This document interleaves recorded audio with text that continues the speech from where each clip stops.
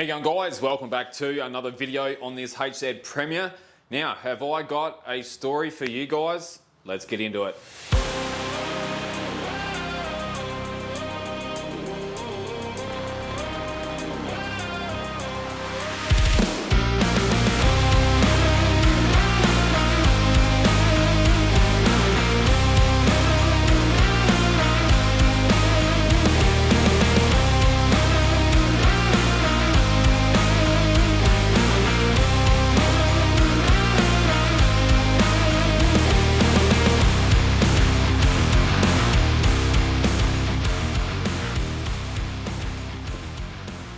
Alrighty, so the story that I've got to tell you today is all about the quarter panels on both sides. So as you would have known from watching my first video on it, we found a lot of shrink back scratches on the quarter panel where they'd finished their filler repairs in 80 or 36. They've just primed straight over the top. As the primer's dried, it's shrunken into those scratches, leaving all visible scratches in your primer. If you were to paint over that, then your base coat would shrink into those scratches again, and you would see all lines in your color once it's painted. So what my train of thought was to fix it was to sand all the primer off down to what I thought was Resto finish under the primer, sand a lot of the Resto finish away, finish in 240, re-primer, and continue with the prep process on the whole car. Well, after blocking a little bit more on the top side of the quarter panel, I sanded through the primer down to filler, not poly primer. So I thought, hang on, what's going on here? I thought that the whole car was epoxy, put in poly primer, etc. And it got me thinking, like, have I been led up a dark path somewhere, down some dark alleyway, waiting for the Grim Reaper to jump out? Well, almost, almost. So I sanded the primer off down to filler. I kept sanding, and what do you know? I hit bare metal. God's been put on top of the metal. Sake, man, what happened to epoxy? There's no epoxy on that bare metal. Now, I should have hit epoxy if it had been done properly, which it hasn't been.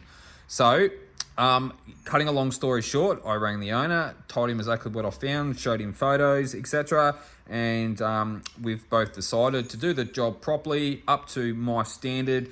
Then we're gonna bare metal both the quarter panels, everything that this so-called panel beater had done on the car to help the guy out and get his car ready for paint. So bare metal both the quarter panels and start all over again and do it all properly, which is a great thing because it lets me do more cool content with like the panel repairs and how to epoxy and how to sand the epoxy for filler and poly and all the rest of it. So I rang my good buddies down at the Dandenong body shop and I ordered a full kit of Resto finish. So in this box here, we've got the epoxy, I'd imagine, so hardener and the epoxy. I've got some 80, 120 and 240 speedfold sheets, some poly primer, and I got the Rust Go. So this is like your equivalent of like dioxidine, but the Resto finish version. And we've also got the metal cleaner. So we're going to be using all the Resto finish stuff on the car. Now there's a key reason why I wanted to continue using the Resto finish products, and that's because 90% of the car has already got the product on the car, and I didn't want to mix and match and start using another brand of paints products instead of the Resto finish. The main reason behind that is that I didn't want someone to say, oh yeah, it's got this, but it's also got this, and it's also got this on it, which almost opens a can of worms in conversations as well. So I thought if I was to keep everything all the same, then there shouldn't be any issues later. So with that said, after finding out about the quarter panels and ordering a heap of stuff, etc., I decided to jump onto the bonnet. So I blocked down the bonnet, and then I wanted to basically assess what kind of damages we had, any imperfections. I found two low spots, one here and one here. We blocked them out. I've wet checked it with wax and grease remover. It come out bloody mint. But I did find one little area which needed a little bit more love, and that had a bit of a low spot in this area here, like there. So I blocked all that back. I ended up sanding through the primer down to Resto finish, through the epoxy and hit bare steel. So when we address the quarter panels and I'm spraying epoxy and doing that process, I'll also epoxy and rust treat and do all that process on this little area here. Yeah, you could probably get away with just priming it, but I'd rather just do it properly, epoxy it, steel condition it, all the rest of it. I also gapped up the nose cone for the guard. So after blocking the bonnet, I needed something else to continue on with. So I wanted to block down the guards and start doing that. And in order for me to block down the guards comfortably and have everything all lining up, etc., I needed to line up the nose cone. So we adjusted that. If you remember in the first video, nothing lined up. Everything was all poking out everywhere. Well, we've got all nice gaps there. The gaps between the bonnet and guard, they're okay. There is a gap now, but I mean, it's not a perfect gap, but it's better than what it was. And same on this side, a little bit more consistent. It's definitely not touching anywhere. And we've also got a nice gap here. It's not like bulging out like it was. It was pretty easy to do it. I'd done it in about 30 minutes and it's made me start getting some progress done on the car. Now, while I was, after I was having a bit of a rant, I decided that I would pull my micron meter out, or micrometer, as some people like to call it, which basically, if you're unfamiliar with what a micrometer is, it measures the film thickness or material thickness from the top layer of paint down to the bare steel. About 400-ish.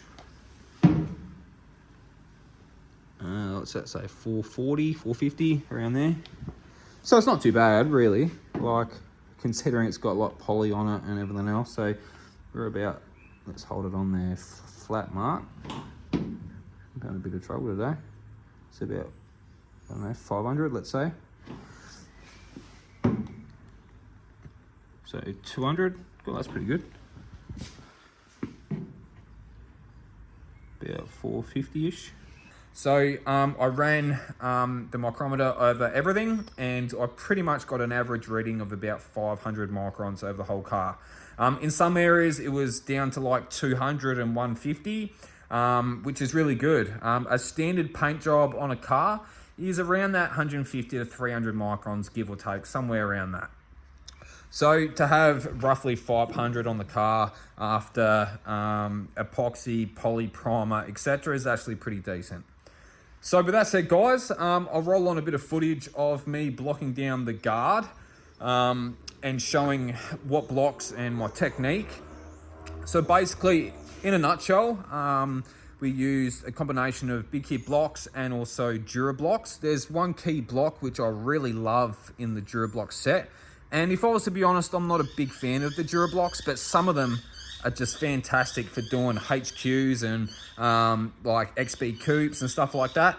And that block that I'm referring to is the tubular Dura block. Now these are really cool, hey. They save a lot of time, allow you to sand some really funny shaped panels. They're so good, I love them. Now I've actually got a couple of these. I've got a full length one and I actually cut one up, as you can see right here. So I cut that up, and that there is the perfect size block for getting down your dog legs, underneath your body lines, and also in areas like this. It allows you to get right in there, block it all nicely. I actually had a question on my first video on the car, and a gentleman was doing, I can't think what he said now, but a shape like this, and he was having a bit of trouble repairing the dog legs on the quarter panels. And he asked me what the best way to go about it was. Because obviously a block like this isn't going to sand a curved area like that properly. So he was asking, what do I use? And this is it. Just like even a piece of timber, like a piece of dowel wrapped in some Scotch-Brite and then sandpaper on top of that will do the same job if you don't want to go and buy some Dura blocks. I've personally never done it, but it's almost the equivalent. Anyway, what we're going to do, we might push the car over and continue blocking the door. Now, a bit of a disclaimer, guys, just so everyone's on the same page. This car, I took it on to sand it and paint it. That was what we agreed on. So I'm not going to be getting too carried away with doing everything that I would normally do on, say, a $30,000 paint job or resto, right?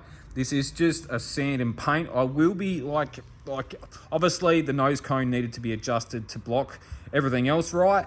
So I fix that. So there'll be things that I do on the car which brings it up to a comfortable standard for me to paint it. So like redoing the quarter panels as an example, things like that. Am I going to be redoing the scallop lines and getting them absolutely mint? No, I won't be. I'll be blocking what's already there.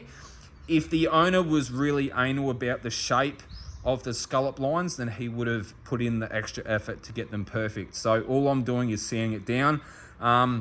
It's not that I'm trying to cut corners or anything like that.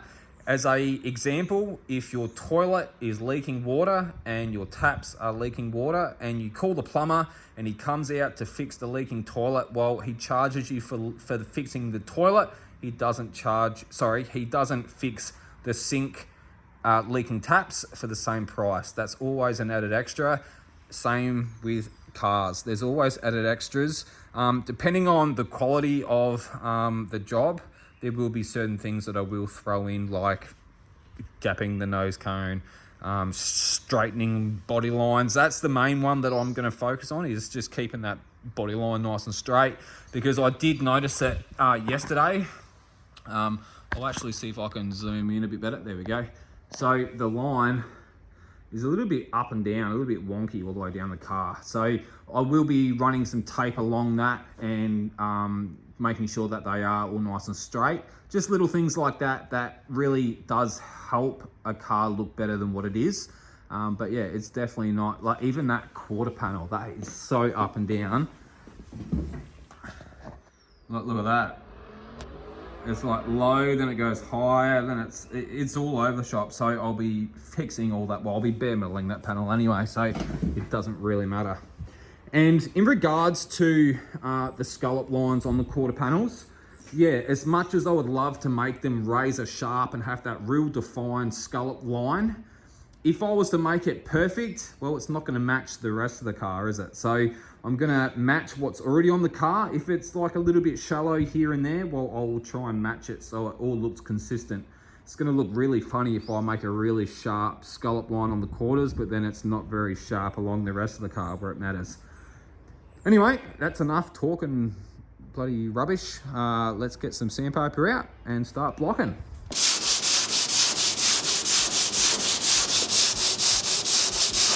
All right, so we've blocked not all the way up to the line. We could probably get a little bit fussier and go all the way up.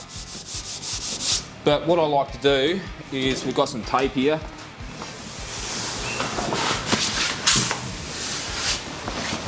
So what we'll do, hope you guys can see what I'm doing, is we'll throw it on top of the guard edge, onto the door, and go all the way down. We'll carry it through the door gap.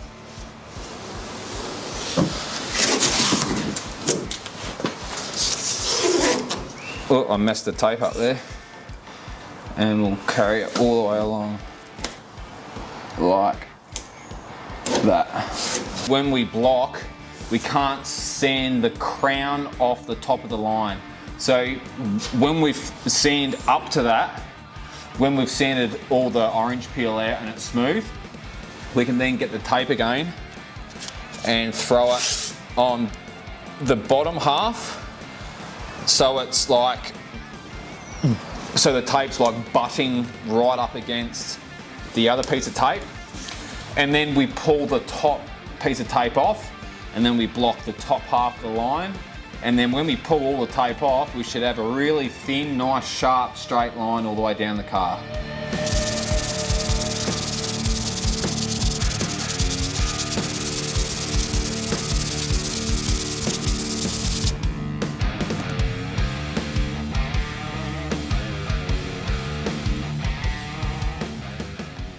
And this here is how you get your body lines dead straight all the way down your car.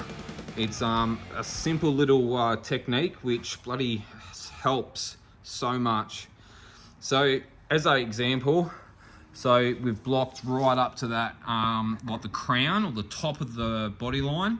So then when we've finished sanding it all, we then grab some tape and we put the tape right underneath the other bit of tape. Then we pull the top tape off and then we block the top half. So that just gives you a quick little guide on how to keep your body lines nice and straight. And also, if you do it, say you block up to the tape, then you transfer the tape over the top, pull the original one off, you block the top half, then you then get some more tape and then you put it on the top half again, then you block the bottom half, and you do that a couple of times. When you pull all the tape off, you've got a really sharp line all the way down. Now, we're not aiming for a really sharp line, we're just trying to straighten the line up. Ready guys, so we've blocked the bottom half and the top half of the door. So just carrying on with what I was saying about with like the tape, how you transfer the tape from the bottom to the top and backwards and forwards. When we pull this tape off now, you'll see that we'll have a straight, even line of guide coat underneath. That's if you've done it properly. I know that I would have done it properly. So you'll see here, I've got a nice piece of guide coat on the crown of that line, and it's perfectly straight all the way down. So if you do that all the way down the car, guys, then you'll get a nice dead straight line down your car. So the only real main rub through we got was just here. So we'll have to spot prime that when we obviously do the epoxy and stuff on the quarters. It'll be okay to leave bare metal showing like that for a few days. Yeah, it might get a little bit of surface rust, but we'll do the whole process when we do the resto finish and stuff. So we'll be able to clean it back up. That's no problems. Apart from that, the door all blocked up really nice. It'd be a bit silly not to give this door a wet check and show you, eh? It does pay to get some good quality blocks though, like either the Melmotive splines or the Big Kit blocks. Either one do a really good job. If you can put up with putting tape on the splines as handles, then go for it. I've never really used the splines, so I can't really judge. But a lot of people love them. I just don't like the sound of putting tape on the blocks and using the blocks as applicators. That's just not my thing. Look at that. Bloody beauty. Wish my ute wasn't there. You see what I mean about those sculpt lines? You don't really see them, do you? But yeah, I'm happy with that. Yeah, I'm stoked with that. It's gonna look real good when it's painted. All right guys, there's the wet check done on the panel. So if you're wondering what step would you how would you go about the next step after blocking it with 240? What I like to do is obviously guide coat it with a charcoal guide coat. The difference between a charcoal guide coat and say a paint guide coat is the paint is really good for a non-sanded primer like this. But then when you've sanded it, if you were to spray like paint over the top, sometimes the paint will sit on top of the scratches, it won't sit in the scratches, and that's the important part. You got to have something that will sit in the scratches and make them visible while you're sanding, so then you can obviously sand the scratches out. So I like to use the charcoal guide coat. If you're unfamiliar, they're like a little plastic tub with like a little lid on it, and it's got a piece of foam on it. You basically use the foam and you apply charcoal dust over it, and it sits in all the scratches, and it makes it super easy to see what scratches are there and what's not. So I actually need to go buy some. So but I'm not worried about that at the moment. But yeah, that's one of the doors done, guys. So hope you've all enjoyed this video, and we've got lots to come yet. So the idea is I'll block that back door. I'm not going to worry about the frames. I'm just going to worry about the blocking. I'm not going to block the frames. I'll just wet rub those with like 800. I've already blocked the bonnet, so the bonnet, I'll probably sand the nose cone. In saying that, once I block the guard, I'll take the nose cone off, because there was some damage I noticed when the owner was taking it off like the trailer. You can see that high spot there, see that there?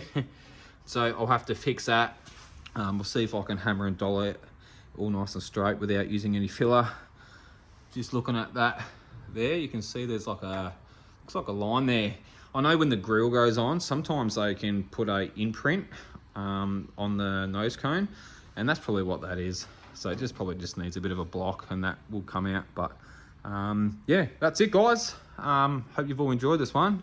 If you have, hit that like button. If you haven't subscribed, what the hell are you doing? Press that subscribe button, guys. We've got some cool content coming. You guys take it easy, and I'll see you guys next time. Peace.